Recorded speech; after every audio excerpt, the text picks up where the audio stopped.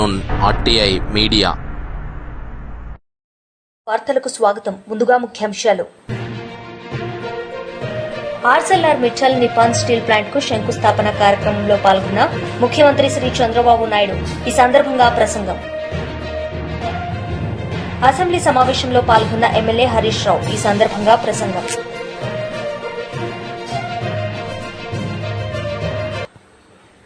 ఆర్సెల్ఆర్ Mittal Nippon steel plant కు శంకుస్థాపన కార్యక్రమంలో పాల్గొన్న ముఖ్యమంత్రి శ్రీ నారా చంద్రబాబు నాయుడు. ఈ సందర్భంగా ఆయన ప్రసంగించారు. 20 నెలల్లో చేసి చూపించిన ఘనత ఈ కూటమి ప్రభుత్వానిదని మరొక్కసారి మీ అందరికీ విజ్ఞప్తి చేస్తున్నాను. అందుకే ఈరోజు మిత్రుడు పవన్ కళ్యాణ్ గారిని మనస్ఫూర్తిగా అభినందిస్తున్నా. నేను ఏ పని తలపెట్టినా అన్కండిషనల్ సపోర్ట్ ఇచ్చినటువంటి మిత్రుడు పవన్ కళ్యాణ్ ని మరొకసారి అభినందిస్తున్నా. ఇంకో పక్క యువ నాయకుడు లోకేష్ గారు కూడా ఈ ప్రాజెక్ట్ రావడానికి ఒక ప్రణాళికాబద్ధంగా పనిచేశారు. ఇప్పుడే ఆదిత్య మిత్తల్ గారు చెప్పారు. ఆయనతో పరిచయం ఉంటే ఒక్క మాట చెప్పాలంటే I'm very happy. Aditya Mittalji married in Hyderabad. I am proud of him. When I met his father long back, I told him, your son is son-in-law of Andhra Pradesh. At that time, that is Telugu community. Today, he showed interest. Lokesh and Aditya has made this reality. I really appreciate both of them for this extraordinary success. ఈ రోజు ఇక్కడే మీరందరూ గుర్తుపెట్టుకోవాలి. 5465 ఎకరాల్లో వస్తున్న ఈ భారీ పరిశ్రమ ప్రత్యక్షంగా పరోక్షంగా 1,00,000 మందికి ఉద్యోగాలు వస్తాయి. ఇక్కడ ఒక విషయం చెప్పాలి.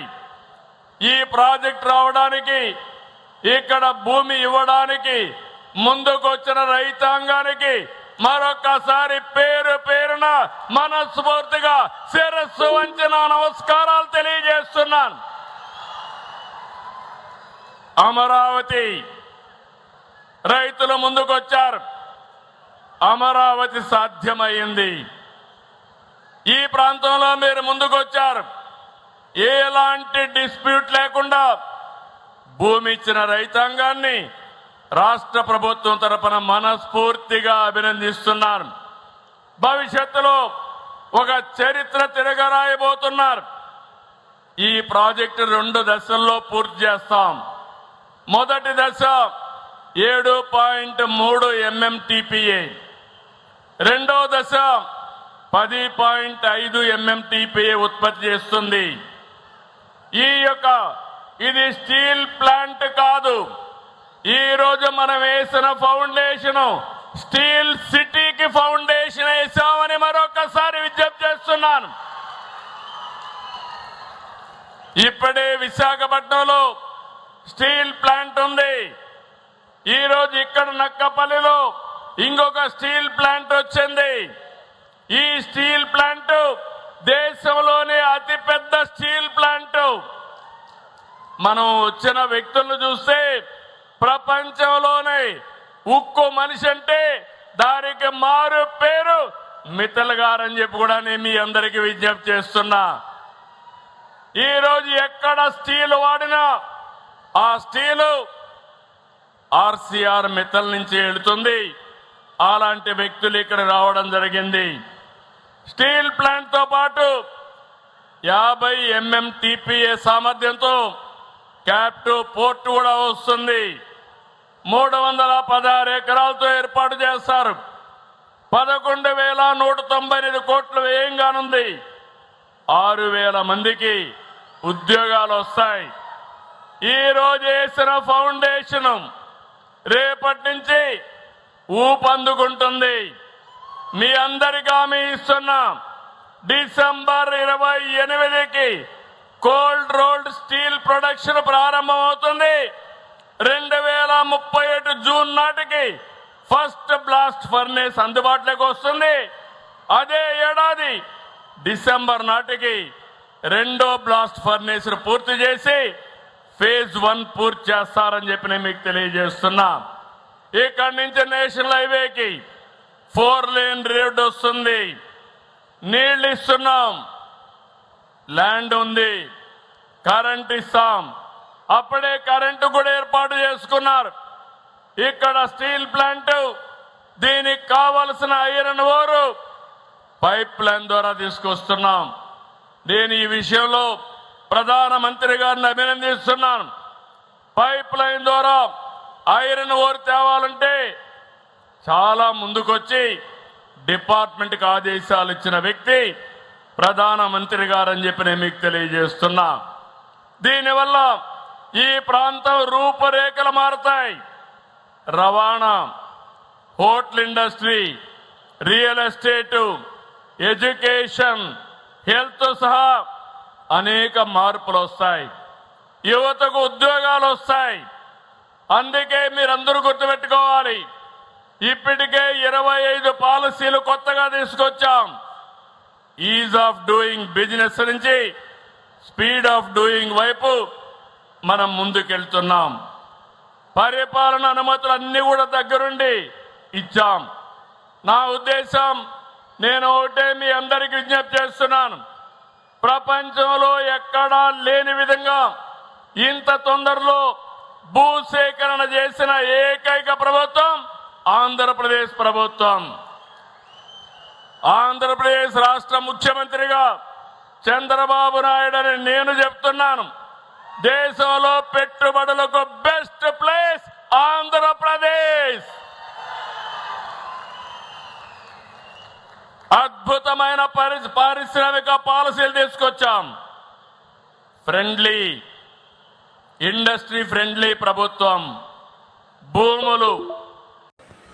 టీడీపీ పోలిట్ బ్యూరో సభ్యులు రెడ్డప్ప గారు శ్రీనివాస్ రెడ్డి మీడియా సమావేశం నిర్వహించారు. ఈ సందర్భంగా ఆయన మాట్లాడారు. రాష్ట్రాన్ని నేను ఉద్ధరిస్తానని చెప్పి ప్రజలకు మళ్ళా అబద్ధాలతో అధికారంలోకి రావాలని ప్రయత్నం చేస్తా ఉన్నాడు జగన్మోహన్ రెడ్డి గారు. మీరు మీ ఇంట మహిళలకు మీరు న్యాయం చేశారా? రాష్ట్రంలో మహిళలందరినీ ఉద్ధరిస్తానని చెప్తా ఉన్నారు. రాష్ట్రంలో మహిళలందరినీ సంక్షేమం అందిస్తానని మాట్లాడుతున్నారు.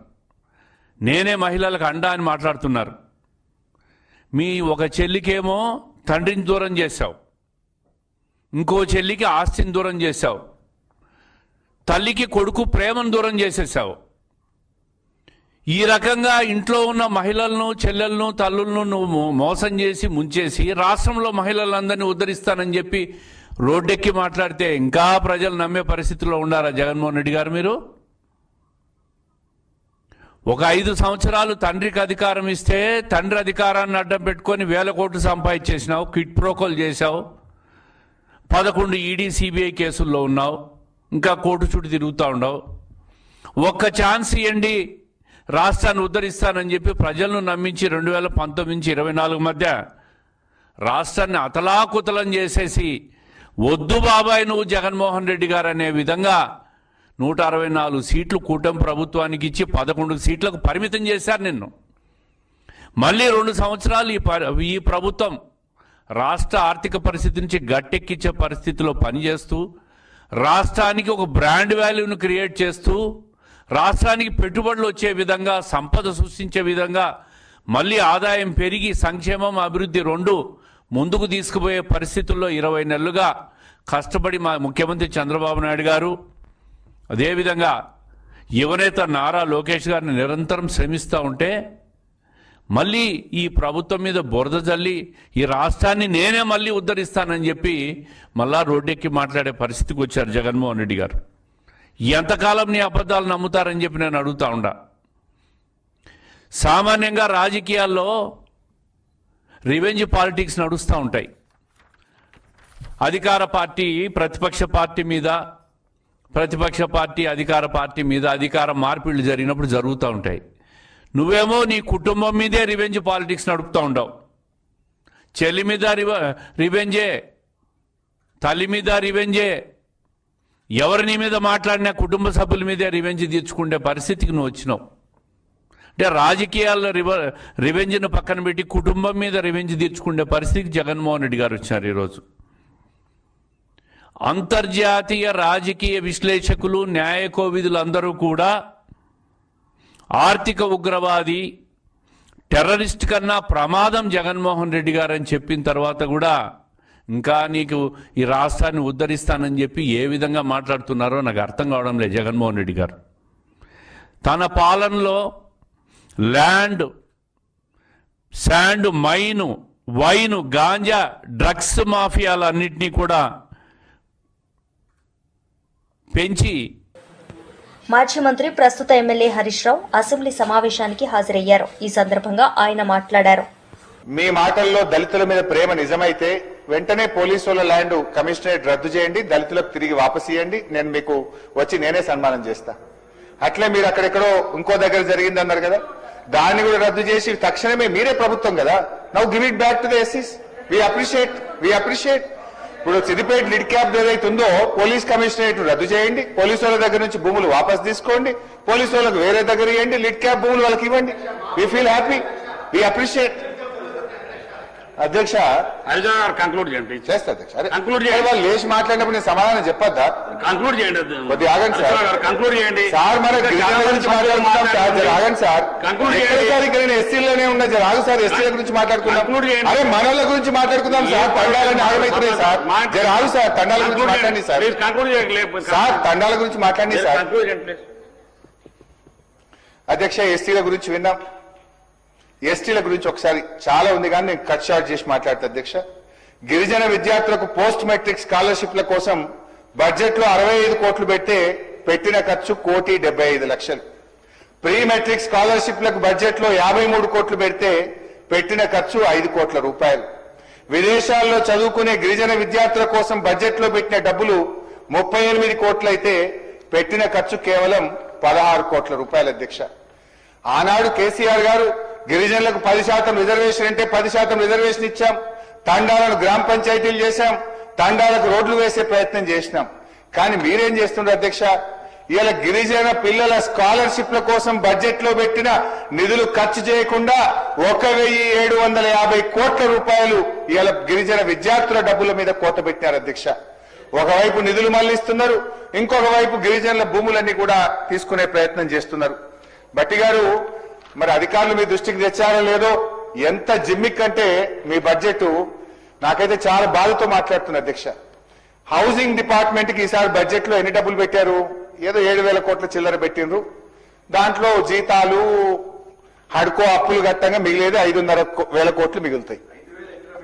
అయితే ఇందిరా ఇళ్లకు ఆ పెట్టిన 5,000 ఇండ్లు ఎట్లా పెట్టింది తెలుసా sir? SC SDF, ST SDF. పాపం ఎస్సీలకు ఇవ్వాల్సిన ఎస్డిఎఫ్ డబ్బులను ఇందిరమ్మ ఇళ్లకు, అంటే బీసీ గాని ఓసీలు గాని ఇల్లు కట్టరా అధ్యక్ష? పెట్టిన 5,000 కోట్లలో అధ్యక్ష ఎస్టీ ఎస్డిఎఫ్ కింద 3,124 కోట్లు పెట్టారు. ఎస్సీ ఎస్డిఎఫ్ కింద 3,535 కోట్ల రూపాయలు. మొత్తం హౌసింగ్ పేరు మీద ఎస్సీ ఎస్టీ ఎస్డిఎఫ్ కింద పెట్టేసి ఏమనంటే ఎస్డిఎఫ్ కు నిధులు పెట్టామని చెప్పి దాంట్లో మాయ చేసి ఇవాళ ఎస్సీ ఎస్టీ ఎస్డిఎఫ్ నిధులను కూడా మళ్లించేటువంటి ప్రయత్నం జరుగుతా ఉంది అధ్యక్ష. ఇంత దారుణమా అధ్యక్ష? మీరుండి ఈ రకంగా మళ్లించడం ఇది మీకు తగదు అని చెప్పి మీరు ఆన్సర్ చేయండి sir. Last let me complete sir, time అవుతుంది ప్లీజ్. బీసీ వెల్ఫేర్ అధ్యక్ష, బీసీ వెల్ఫేర్ లో అధ్యక్ష 2014-15లో 1,090 కోట్ల రూపాయల బడ్జెట్ ఉంటే మేము దిగిపోయే నాటికి 4,000 కోట్ల రూపాయలకు పెంచినాం అధ్యక్ష. కానీ మీరేం చేశారు? 2024-25లో బీసీలకు మీరు ఖర్చు పెట్టిన డబ్బు 3,067 కోట్లు మాత్రమే, తగ్గింది. మా పీరియడ్ కంటే బీసీల పట్ల 1,000 కోట్ల రూపాయలు బడ్జెట్ లో మీరు తక్కువ ఖర్చు పెట్టినారు. చెప్పుడేమో ఘనం, ఆచరణ శూన్యం. కామారెడ్డి బీసీ డిక్లరేషన్ లో ఏడాదికి 20,000 కోట్ల రూపాయలు బీసీల కోసం ఖర్చు పెడతామని, బీసీ సప్లై అమలు చేస్తామని, కానీ ఇలా చేసింది ఏంటంటే 20,000 కోట్లని చెప్పిండ్రు. గత బీఆర్ఎస్ ప్రభుత్వం కంటే 1,000 కోట్లు తక్కువ చేసి కేవలం 3,000 కోట్ల రూపాయలు మాత్రమే 50% జనాభా ఉన్న బీసీల మీద ఖర్చు పెట్టినారు అధ్యక్ష. మీ ప్రభుత్వం వచ్చిన తర్వాత ఇవాళ చేనేత కార్మికులకు చేనేత బంద్ అయింది. థ్రిఫ్ట్ బంద్ అయింది, రంజాన్ బతుకమ్మ చీరల ఆర్డర్లు బంద్ అయినాయి, గొల్ల కుర్మల గొర్రెలు బంద్ అయినాయి, ముదిరాజ్ బెస్త సోదరులకు చేప పిల్లలు బంద్ అయింది, గౌడన్నల కళ్ళు దుకాణాలపై దాడులు పెరిగినాయి, మద్యం షాపుల్లో 25% రిజర్వేషన్ ఇస్తామని మాట తప్పారు, ఎంబీసీ మంత్రిత్వ శాఖ మాట తప్పారు, బీసీ యువతకు 10 లక్షల వడ్డీ లేని రుణాలని చెప్పి మాట. మాజీ మంత్రి అంబటి రాంబాబు మీడియా సమావేశం నిర్వహించారు. ఈ సందర్భంగా ఆయన మాట్లాడారు. ఇంకో విషయం చెప్పనా మీకు, నా మీద కూడా ఇదే కేసులు. ఆల్ ఆర్ 7 years బిలో, నాకు మాత్రం బెయిల్ ఇవ్వాల పోలీసు వారు. కోర్టులో ప్రొడ్యూస్ చేశారు, కోర్టు వారు రిమాండ్కి పంపారు. ఎంత పక్షపాత ధోరణితో పోలీసు వ్యవస్థ పనిచేస్తుంది అని చెప్పడానికి ఇది ఒక ఉదాహరణ. వాస్తవంగా నేను ఇచ్చిన కంప్లైంట్లోని సారాంశాన్ని మీకు ఒకసారి వినిపిస్తా. ఇది చాలా ఇంపార్టెంట్ కేసు అవుతుంది, రాష్ట్రంలోనే చరిత్రలోనే ఇంపార్టెంట్ కేసు కాబోతుంది. దీన్ని పోలీసు వారు యాక్షన్ తీసుకోకపోతే, చట్టం తన పని తాను ఇక్కడ చేయకపోతే హైకోర్టు సుప్రీంకోర్టు కూడా వెళ్ళి దీనిలో లాజికల్గా పోలీసు వారు చేసినటువంటి అఘాయిత్యాల గురించి, తెలుగుదేశం వాళ్ళు చేసినటువంటి అఘాయిత్యాల గురించి ప్రపంచానికి తెలియపరిచే విధంగా, డెసిషన్స్ వచ్చే విధంగా కోర్టుల్లో మేము ఫైట్ చేస్తామని కూడా ఈ సందర్భంగా నేను చెప్పదలుచుకున్నా. దీనిలో నేను రాసిన కంప్లైంట్లోని కొన్ని అంశాలు నేను మీకు వినిపించేటటువంటి ప్రయత్నం చేస్తా. చాలా చిన్న అంశాలు మాత్రమే. In view of the seriousness of the offence committed, I must respectfully request you to register an FIR forthwith for all applicable cognizable offences. ఏయైతే కాగ్నిజబుల్ అఫెన్సెస్ అప్లై అవుతాయో వాటన్నిటి మీద మీరు నా ఇంటి మీద జరిగిన దాడి మీద కేసు రిజిస్టర్ చేయండి అని రాశా. దానిలో including offence relating to attempt to murder, నన్ను చంపడానికి ప్రయత్నం చేశారు, అది కూడా పెట్టండి అన్నా. Unlawful assembly, writing with deadly weapons, criminal trespass, wrongful confinement, criminal intimidation and mischief causing damage to property. నా ప్రాపర్టీని డ్యామేజ్ చేశారు, కార్లు బగలగొట్టారు, నా మిత్రుల కార్లు బగలగొట్టారు, ఇల్లు బగలగొట్టారు, ఆఫీస్ బగలగొట్టారు, ఫర్నిచర్ బగలగొట్టారు. వీటన్నిటి మీద damage property against all persons involved. I further request you to identify, గుర్తించండి, trace and arrest all the accused persons involved in the commission of the said offence, seized and preserve all video and photograph evidence and conduct a fair, impartial and effective investigation in accordance with all. నేను రాసిన దానిలో ఏమైనా తప్పు ఉందో చెప్పమని అడుగుతా ఉన్నా ప్రజానీకాన్ని. మీరు ఎమ్మటే యాక్షన్లోకి రండి, ఫోటోగ్రాఫ్స్ ఉన్నాయి తీసుకోండి, వీడియోలు ఉన్నాయి తీసుకోండి, అన్ని టీవీ కెమెరాల్లో వచ్చేసినాయి, ఆల్ ఛానల్స్ అక్కడే ఉన్నాయి ఆ రోజు. వాటిలో తీసుకోండి అంటే ఇంతవరకు ఈ సింపుల్ సెక్షన్స్తో కేసు బుక్ చేసి వాళ్ళని బయటకు పంపించేశారు. ఇది చాలా దురదృష్టకరమైనటువంటి. వాళ్ళు పెట్టిన ఏంటి, 127(2) అంటే 1 year punishment, 189(2) 6 months punishment, 324(4) మిచీఫ్ 2 years punishment, 329(4) clause 4 criminal trespass and house 1 year, 351 clause 2 criminal intimidation 2 years. అన్ని బిలో 7 years. ఎందుకంటే శుభ్రంగా అక్యూజ్డ్ అందరినీ కూడా బెయిల్ ఇచ్చి పంపించడానికి కావాల్సిన సెక్షన్స్ మాత్రమే వేశారు ఆ సిఐ గారు. ఆ సిఐ గారు తెలుసు కదా, గంగా వెంకటేశ్వర్లు గారు లోకేష్ గారి బంధువు. ఇంతకు ముందు కూడా చెప్పేవాళ్ళు చెప్పట్లా. గంగా వెంకటేశ్వర్లు గారు సింపుల్గా ఇవి వేసేసి వాళ్ళని రిలీజ్ చేసి పంపించారు. వాళ్ళ పొజిషన్కి వచ్చారో కూడా నాకు తెలియదు. ఇలా బీజేపీ రాష్ట్ర అధ్యక్షుడు ఎన్ రామచంద్రరావు మీడియా సమావేశం నిర్వహించారు. ఈ సందర్భంగా పలు అంశాలపై ఆయన మాట్లాడారు. రైతు డిక్లరేషను, దళిత డిక్లరేషను, బీసీ డిక్లరేషను, ఆ డిక్లరేషన్లు పెట్టి అధికారానికి వచ్చిన తర్వాత అవన్నీ కూడా మర్చిపోయారు. అవన్నీ మర్చిపోయి ఈరోజు రైతులకు రైతు భరోసా ఇంకా 45,000 రూపాయలు ఇంకా బకాయిలు ఉన్నాయి. అది ఎప్పుడు ఇస్తారో ఎవరు తెలియదు. అదేవిధంగా పిల్లలకు చదువుతున్నటువంటి స్టూడెంట్స్కు ఫీ రీఎంబర్స్మెంట్ ఇంతవరకు ఇవ్వట్లేదు. దాదాపు 8,000 కోట్ల రూపాయలు ఈరోజు ఫీ రీఎంబర్స్మెంట్ బకాయిలు ఉన్నాయి. విద్యార్థులు బాధపడతా ఉన్నారు. పాస్ అయిన వారికి సర్టిఫికెట్ కూడా ఇవ్వట్లేదు. వారి యొక్క భవిష్యత్ అంతా కూడా ఈరోజు త్రిశంకు సరగలు ఉన్నది. అంతేకాకుండా వికలాంగుల యొక్క పెన్షన్లు కానీ, మహిళల పెన్షన్లు కానీ, రిటైర్డ్ అయినటువంటి ఒక ప్రభుత్వ ఉద్యోగస్తులకు సంబంధించినటువంటి ఒక రిటైర్మెంట్ బెనిఫిట్స్ కానీ ఏది కూడా ఈ ప్రభుత్వం పట్టించుకోవట్లేదు. మేము ఎన్ని దారుణాలు చేసినా, ఎన్ని విజ్ఞప్తి పత్రాలు రాసినా, ఉత్తరాలు రాసినా అయినా కూడా ఈరోజు ఈ ప్రభుత్వం దాని మీద ఎప్పుడు కూడా స్పందించలేదు. కాబట్టి ఈరోజు ప్రజల తరపు నుంచి ప్రజల వాణిని, ప్రజల ఒక ప్రశ్నని ఈరోజు అడగటానికి అసెంబ్లీకి మేము పోవటం జరిగింది.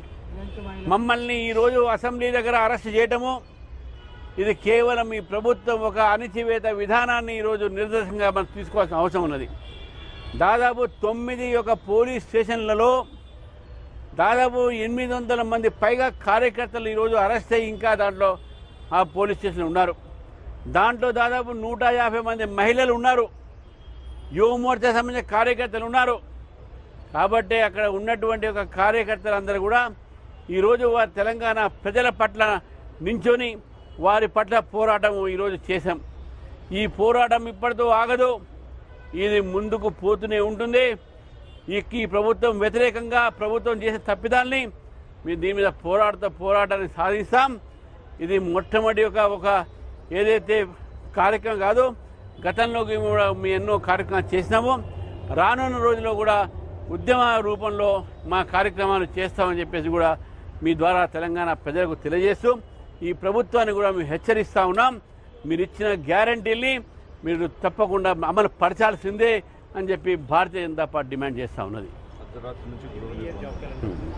ఈరోజు అర్ధరాత్రి నుంచి కూడా గృహ నిర్బంధాలు చేశారు. వేలాది మంది కార్యకర్తలు గ్రామీణ ప్రాంతం నుంచి, జిల్లాల నుంచి వస్తుంటే వాళ్ళ దారులు ఆపేశారు. ప్రతిరోజు ఈరోజు తెల్లవారుజామునే మా ఎమ్మెల్సీల ఇంటి ముందు కూడా పోలీసులు పెట్టి బయటికి రాకుండా చేస్తే మళ్ళీ డీజీపీ గారితో మాట్లాడే పర్మిషన్ తీసుకున్నారు. మా కార్యకర్తలు 100లాది మంది హైదరాబాద్లో కూడా గృహ నిర్బంధం చేసినటువంటి విషయాన్ని కూడా ఈరోజు మీకు తెలియజేస్తా ఉన్నాను. రామచంద్రన్న నాయకత్వం, రామచంద్రన్న నాయకత్వం, రామచంద్రన్న నాయకత్వం.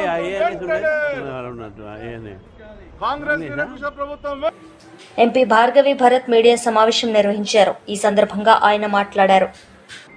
ప్రతి ఒక్కరూ కూడా గుర్తుకు చేసుకోవాలని ఈ సందర్భంగా ఆయనకి ఘన నివాళులు అర్పిస్తూ వైఎస్ఆర్ కాంగ్రెస్ పార్టీ తరఫున ఇవాళ యాక్టింగ్ సీఎం నారా లోకేష్ గారు ఆయన మాట్లాడిన మాటల గురించి ఇవాళ ఒక ప్రెస్లో బీసీ కులాల గురించి, ప్రత్యేకించి గౌడ, సెట్టిబలిజ సామాజిక వర్గాల గురించి ఆయన మాట్లాడిన మాటలు వింటా ఉంటే ఇవాళ ఈ ప్రభుత్వంలో ఏమి న్యాయం చేస్తా ఉన్నారని ఒక్కటే సూటిగా ప్రశ్నిస్తా ఉన్నా. మీరు ఎంతసేపు మాట్లాడే మాటలు ఏం చెప్తున్నారని అంటే బీసీ కులాలకి ఆదరణ పథకాలు పనిముట్లంట. ఇంకా ఏ కాలంలో ఉన్నావు స్వామి నువ్వు? అంటే మేము ఎంతసేపు ఇంకా పనిముట్లు పెట్టుకుని మేము ఇంకా అణగారిన వర్గాల కిందనే మమ్మల్ని చూస్తా ఉన్నావా? అంటే బీసీలు అంటే ఇంకా ఎంతసేపు కుల వృత్తులు చేసుకుని మీ కిందన గులాంగిరి, మీ కిందన నౌకర్గిరి చేసే కార్యక్రమాలు మేము చేయాలా అని అడుగుతా ఉన్నా. ఏంటి అసలు మీ జాతి అహంకారం ఏంటి? పనిముట్లేంటి? అంటే పనిముట్లు మేము తీసుకుని రజకులు అయితే ఇంకా బట్టలు తుక్కుని, నాయ బ్రాహ్మణులు అయితే ఇంకా మేము గడ్డాలు గీసుకుని, గౌడ కులస్తులైతే, సెట్టిబల్జీ కులస్తులైతే ఇంకా చెట్లెక్కి తాటికల్లు తీసుకుని, ఇంకా యాదవులు అయితే ఇంకా మేము గొర్రెలు మేపుకుని ఇంకా అణగారిన వర్గాల కిందనే మమ్మల్ని చూస్తా ఉన్నారు తప్పితే మా పిల్లలు పెద్ద పెద్ద ఉద్యోగాలు చేయాలి, మా పిల్లలు పెద్ద పెద్ద వ్యాపారస్తులు కావాలి, మేమందరం కూడా సాఫ్ట్వేర్ కంపెనీల్లోకి రావాలి, చిన్న చిన్న సాఫ్ట్వేర్ కంపెనీలు పెట్టుకోవాలి, చిన్న చిన్న ఇండస్ట్రీలు పెట్టుకోవాలి, మేము కూడా అగ్రవర్ణాలతో పోటీ పడాలి, అగ్రవర్ణాలతో సరసన మేము కూడా ఉండాలి అని మేమంతా ఆలోచిస్తా ఉన్నాం. ఇప్పుడు ఉన్న యంగ్స్టర్స్, ఇప్పుడు ఉన్న యువతరము, బీసీ వర్గాలు మేమందరం కూడా ఇలాగ ఆలోచిస్తున్నాం. మాకు కూడా జనాభా దామాషా ప్రకారము రాజకీయాల్లో మాకు ఒక ఉన్నతమైన విలువలు రావాలి అని మేము ఆలోచిస్తూ ఉంటే, ఈయన ఎంతసేపు నారా లోకేష్ గాని చంద్రబాబు నాయుడు గారు గాని వీళ్ళు మాట్లాడే మాటలు వింటా ఉంటే 2019లో మేము రాలేకపోయాం, అందు గురించి ఆదరణ పథకం ఇవ్వలేకపోయాం, మీకు పనిముట్లు ఏంటబ్బా, ఈ పనిముట్లేంటి అసలు ఎంత అంటే ఇంకా ఇస్త్రీ పెట్టెలు పెట్టుకుని ఇంకా మేము గ్రామాల్లో ఒకళ్ళ కింద నౌకరీ పనులు చేయాలా? అసలు ఏం మాట్లాడుతూ ఉన్నారు? నేను ఇవాళ ఒక్కటే సూటిగా ప్రశ్న ఈ నారా లోకేష్ యాక్టింగ్ సీఎంకి చెప్తా ఉన్నా, ఒకటే అంశం చెప్తా ఉన్నా. ఏమని చెప్తా ఉన్నానంటే, మీరు నిజంగా ఈరోజు ఈ పాటికి మహిళలకి మీరు ఇస్తానన్న 50 సంవత్సరాలు దాటిన మహిళలకి మీరు ఇస్తానన్న పెన్షన్ ఈ పాటికి ఇచ్చి ఉంటే నిజంగా ఇప్పుడు మీరు చూడండి, బీసీ మహిళలకి, ఎస్సీ మహిళలకి ఇవాళ చంద్రబాబు నాయుడు గారు ఇచ్చిన హామీ ఏంటండి? పెన్షన్ ఇస్తానన్నాడు. మరి ఇచ్చుంటే మా కులాల్లో, మా బీసీ వర్గాల్లో పేదలందరూ కూడా మరి ఆర్థికంగా బలపడి ఉండేవారు కదా. మీరు అన్న ఈ 2 సంవత్సరాల కాలంలో ఎందుకు చేయలేకపోయారని అడుగుతా ఉన్నా. మరి ఇదొకటే కాకుండా మీరు చూస్తే ఫీజు రియంబర్స్మెంట్ మీరే చెప్తా ఉన్నారు, బీసీ వర్గాలు అంటే పేదోళ్ళు అని చెప్తా ఉన్నారు, ఎందుకంటే పనిముట్ల గురించి మీరు మాట్లాడుతున్నారు. నిజంగా మా పిల్లలకి ఫీజు రియంబర్స్మెంట్ మీరు ఇవ్వట్లేదే. జగనన్న ఉండేటప్పుడు విద్యాదీ. వార్తలు ముగించే ముందు ముఖ్యాంశాలు మరోసారి. ఆర్సెల్ఆర్ మిట్టల్ నిపాన్ స్టీల్ ప్లాంట్ కు శంకుస్థాపన కార్యక్రమంలో పాల్గొన్న ముఖ్యమంత్రి శ్రీ చంద్రబాబు నాయుడు. ఈ సందర్భంగా ప్రసంగం. అసెంబ్లీ సమావేశంలో పాల్గొన్న ఎమ్మెల్యే హరీష్ రావు. ఈ సందర్భంగా ప్రసంగం. ఈ వార్తలు ఇంతటితో సమాప్తం. తిరిగి ప్రసారమయ్యే వార్తల్లో మళ్లీ కలుద్దాం. అంతవరకు సెలవు. నమస్తే.